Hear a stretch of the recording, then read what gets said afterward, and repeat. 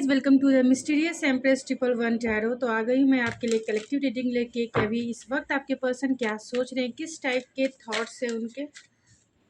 उससे पहले आपके रिलेशनशिप की करंट एनर्जी जान लेते हैं।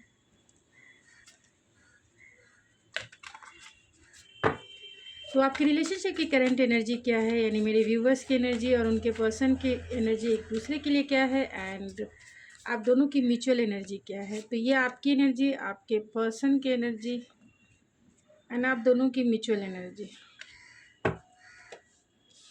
तो मेरे व्यूवर्स की एनर्जी सन की है। तो आप चाहते हैं कि आपके रिलेशनशिप में ग्रोथ हो, आपके रिलेशनशिप में मैरिज हो, आपके रिलेशनशिप जो है नेक्स्ट स्टेप आगे बढ़े, हैप्पीनेस हो, क्योंकि आप हीलिंग चाहती हैं या चाहते हैं। आपके पर्सन की एनर्जी है फूल, वो भी चाहते हैं इस रिश्ते में लीप ऑफ फेथ लेना, आपकी तरफ आना चाहते हैं, आपके इस प्यार में इनोसेंट वे में आपको अपना बनाना चाहते हैं, इनोसेंट वे में।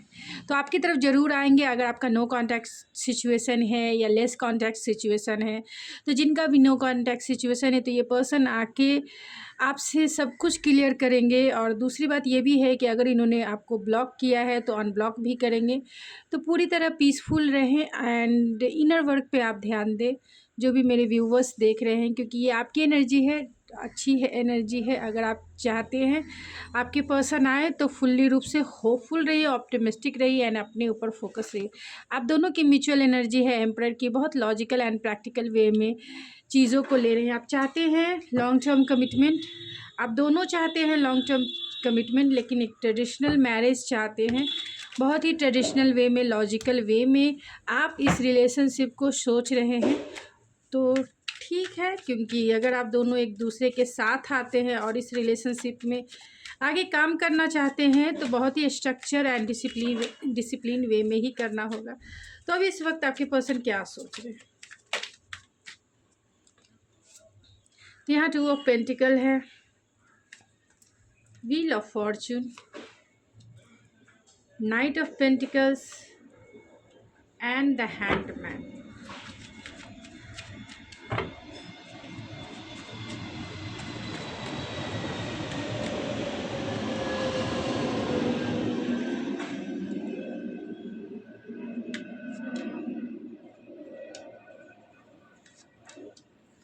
हो सकता है कि आपकी बातें हो रही हो या नहीं हो रही होगी, कम हो रही होगी, लेस हो रही होगी। ये पर्सन सोल सर्चिंग, यानी अकेले हैं, चाहते हैं वो इस रिलेशनशिप में आपके साथ क्लियर कॉन्वर्सेशन चाहते हैं, आपसे बातें करना चाहते हैं, लेकिन स्लो मूविंग एनर्जी है, कहीं ना कहीं डिवाइन टाइमिंग है जिसके वजह से आपका रिलेशनशिप स्टक हो सकता है, आगे नहीं बढ़ रहा है, क्योंकि डाउट है, इल्यूजन है, 10 ऑफ सोर्स की एनर्जी है। तो डेफिनेटली आपके रिलेशनशिप में पेनफुल एंडिंग हुई है, यानी सिचुएशन आपकी थोड़ी पेनफुल रही है इस रिलेशनशिप में, यानी इन्होंने आपको घोस्ट कर दिया होगा या आपने इन्हें घोस्ट किया होगा, और आप दोनों के बीच में थोड़ी दूरियां आ गई हैं, जिसके वजह से आपको ये सिचुएशन यानी ये रिलेशनशिप कहीं ना कहीं पेनफुल एंडिंग से गुजरा है। यानी डाउट है, फियर है, इल्यूजन है कि आखिर आगे इस रिलेशनशिप में क्या होना है।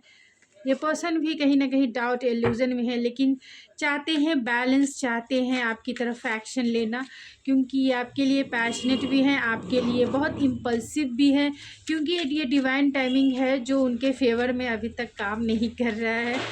तो कहीं ना कहीं इस डिवाइन टाइमिंग का इंतज़ार है उन्हें कि जब वो आपको कॉल कर सके, मैसेज कर सके। वो चाहते हैं इम्पल्सिव हो के आपको कॉल मैसेज करना, लेकिन अपने आप को वो डिस्ट्रैक्ट करते हैं काम में। ये पर्सन बहुत वर्कोलिक हो सकते हैं, बहुत ज़्यादा वर्कोलिक हो सकते हैं, इसके वजह से भी ये पर्सन डिस्ट्रैक्ट होते हैं। कॉल मैसेज करना चाहते हैं बहुत इम्पल्सिव वे में, आपकी तरफ आना भी चाहते हैं, लेकिन कॉन्शियस वे में, क्योंकि ये आपकी तरफ बहुत अट्रैक्शन फील करते हैं।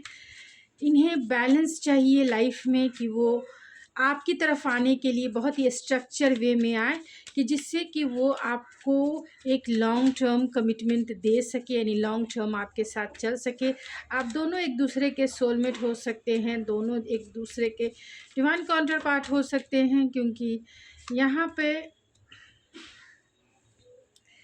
King of vents and queen of vents है, तो डेफिनेटली आप दोनों एक जैसे ही हैं। ये पर्सन मानते हैं कि आप इनके सोलमेट हैं, लेकिन इनके पास बहुत सारी रिस्पॉन्सिबिलिटी है, जिसके वजह से ये आपको कॉल मैसेज नहीं कर रहे हैं, या फिर आपका रिलेशनशिप स्टक हो सकता है। इसकी वजह कहीं ना कहीं बहुत सारे चाहे तो ये पर्सन फैंटेसी में रहते होंगे, या लॉन्ग डिस्टेंस कनेक्शन है, यानी दूरी है आप दोनों के बीच में, और ये दूरी ही कहीं ना कहीं ट्रबल का काम कर रही है। यानी कि आपको क्लियर हो कि ये पर्सन आपकी तरफ आ भी नहीं रहे हैं, और आपको ये मैसेज भी नहीं कर रहे हैं, क्योंकि काम भी है और बहुत सारी रिस्पॉन्सिबिलिटी या बहुत सारे ऑप्शंस है इस पर्सन के पास। फिर भी ये जानते हैं कि आपके साथ न्यू बिगनिंग करनी है, तो एक स्टेबल रिलेशनशिप के रूप में करनी है।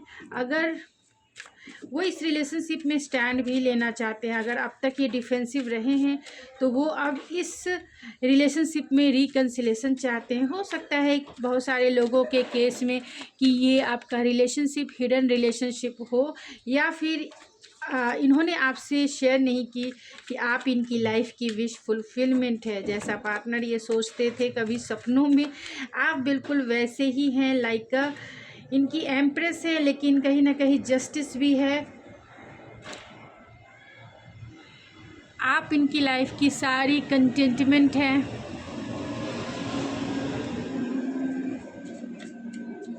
और यहाँ पे मैरिज हो सकता है, कमिटमेंट हो सकता है। ये पर्सन ऑलरेडी मैरिड हो सकते हैं, जिसके वजह से ही आपका रिलेशनशिप स्टक हो सकता है। लेकिन फिर भी ये पर्सन आपके रिलेशनशिप में लीप ऑफ फेथ ज़रूर लेंगे। आप दोनों का रिश्ता कहीं ना कहीं कॉम्प्लिकेटेड ज़रूर है, यानी चैलेंजेस ज़रूर है, जिसके वजह से ये पर्सन स्टक फील करते हैं। एंड कंपटीशन है, बहुत सारे लोग इन्वॉल्व हो सकते हैं, फैमिली हो सकती है, फ्रेंड हो सकते हैं, इन्फ्लुएंस हो सकता है, या ये पर्सन ऑलरेडी मैरिड हो सकते हैं। 10 ऑफ कप्स की एनर्जी है, लेकिन जितना आपसे वो कंटेंटमेंट फील करते हैं, वो किसी से भी वैसा फील नहीं करते हैं, इसीलिए चाहते हैं रिकन्सिलेशन करना। लेकिन इतने सारे लोग इन्वॉल्व हैं आपके सिचुएशन में, जिसके वजह से ये पर्सन पूरी सेफली, यानी कि सेफ्टी वे में ही वो आपकी तरफ कदम रखना चाहते हैं, कि जिससे आप दोनों का जो रिलेशनशिप है वो बना भी रहे, एंड कॉन्शियस वे में वो आपकी तरफ लीप ऑफ फेथ लेना चाहते हैं, कि जिससे आप दोनों रीयूनाइट होने पर भी हमेशा हमेशा के लिए एक दूसरे के हो जाए, यानी मैरिज कमिटमेंट सब कुछ हो जाए। लेकिन ये पर्सन के पास बहुत सारी रिस्पॉन्सिबिलिटी, ख़ास तौर से ये पर्सन वर्कोलिक हैं, बहुत ज़्यादा काम है, रिस्पॉन्सिबिलिटी है, घर की है, बाहर की है, जिसके वजह से वो इस रिलेशनशिप में पूरी तरह से इन्वॉल्व नहीं हो पा रहे हैं, पूरी तरीके से सोच नहीं पा रहे हैं कि आगे करना क्या है, क्योंकि ये एक तो स्टक है, उस पर से बहुत सारे डिस्ट्रैक्शन है इस रिलेशनशिप में। फिर भी उनका ऑलरेडी अभी थिंकिंग यही है कि वो आपकी तरफ ज़रूर आएंगे, आपको एक स्टेबल रिलेशनशिप ज़रूर देंगे, क्योंकि यहाँ एस ऑफ पेंटिकल है। तो क्लियर कॉन्वर्सेशन करेंगे। मैरिज अगर आपने कहा है, तो ये मैरिज का कमिटमेंट आपको ज़रूर देंगे। तो जैसी आपकी सिचुएशन है वैसे ही आप इसे लें, क्योंकि बहुत सारी सिचुएशन निकल के आई है, जहाँ एक तरफ ये मैरिड भी हो सकते हैं, जहाँ एक तरफ ये वर्कोलिक भी हो सकते हैं, जहाँ एक तरफ फैमिली सिचुएशन हो सकती है, जहाँ एक तरफ फ्रेंड की इन्फ्लुएंस हो सकती है, जहाँ एक तरफ डिसीजन मेकिंग हो सकता है। तो जैसी आपकी सिचुएशन है वैसे ही इसे लें। तो चलिए कुछ और मैसेजेस देख लेते हैं इनके।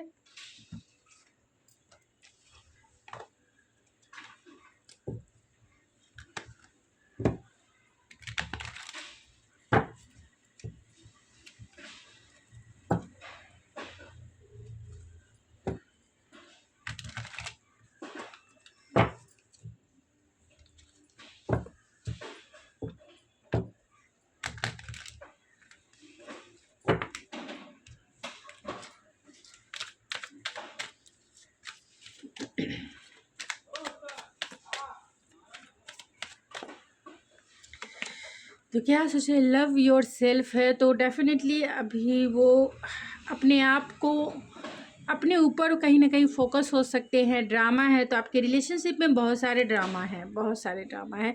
वॉक अवे अनश्योर, तो हो सकता है ये पास्ट में आपसे अनश्योर वे में इस रिश्ते से वॉक अवे कर गए होंगे।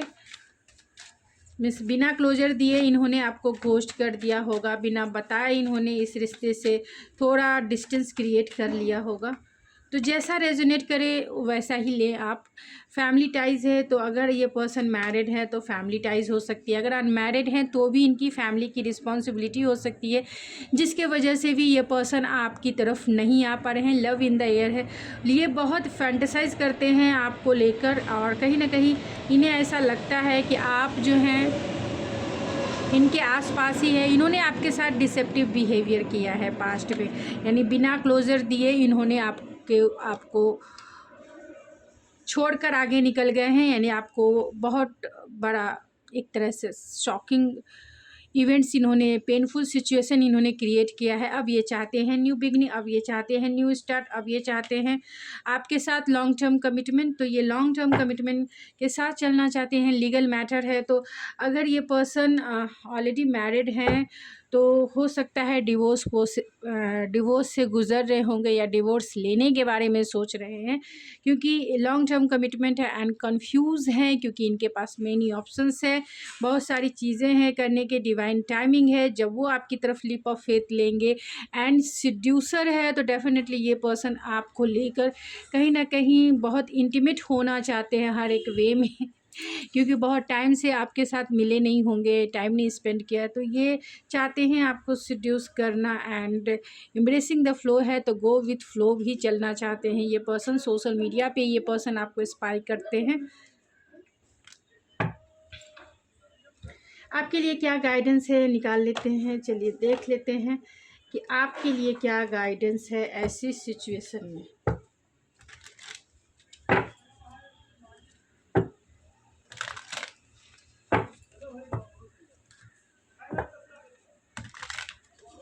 तो ऐसी सिचुएशन में आपके लिए क्या गाइडेंस है, स्पिरिट प्लीज बताएं।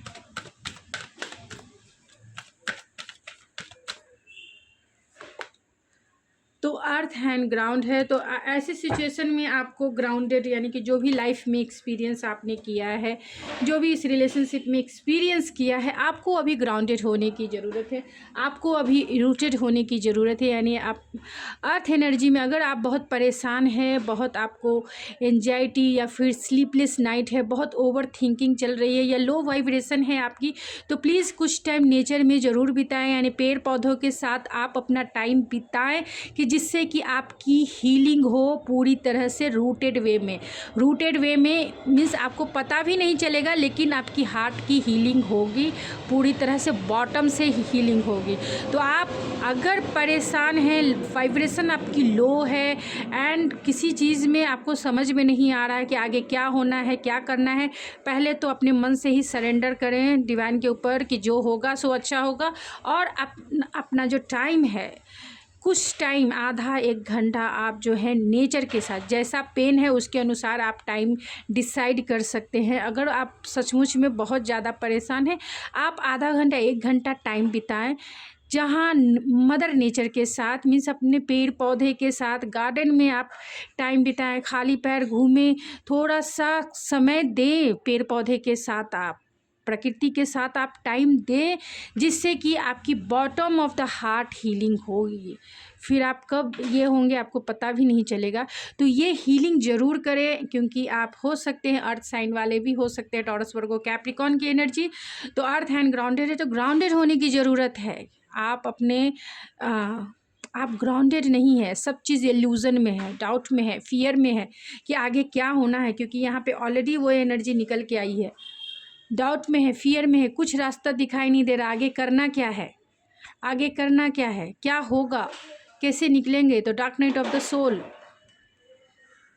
तो इस एनर्जी से बाहर निकलने के लिए मदर नेचर के साथ आप क्वालिटी टाइम ज़रूर बिताएं। तो यही गाइडेंस है। और अगर आप में कुछ बेनिफिट्स मिलती है, कुछ हीलिंग होती है, तो आप मेरे कमेंट्स में ज़रूर बताएं। आप मुझे इंस्टा पे भी बता सकते हैं कि हाँ मुझे क्या क्या बेनिफिट्स हुआ है, क्योंकि ये आपकी फीलिंग्स है जो आप फील करेंगे, ये आपका एक्सपीरियंस होगा जो आप एक्सपीरियंस करेंगे। फिर मुझे आकर बताएं कि हाँ दीदी मैंने सही बोला था, या फिर आप में कुछ इम्प्रूवमेंट हुआ या नहीं हुआ। तो गाइस ये थी आपकी रीडिंग। आई होप आपको पसंद आई होगी। अगर आपको ये मेरी रीडिंग पसंद आती है तो प्लीज़ मेरे चैनल को सब्सक्राइब करके सपोर्ट करें और लाइक करके मोटिवेट करें, एंड किसी को शेयर करके आप उनकी हेल्प कर सकते हैं तो ज़रूर करें। मैं मिलती हूँ आपके नेक्स्ट रीडिंग में, तब तक के लिए थैंक यू सो मच।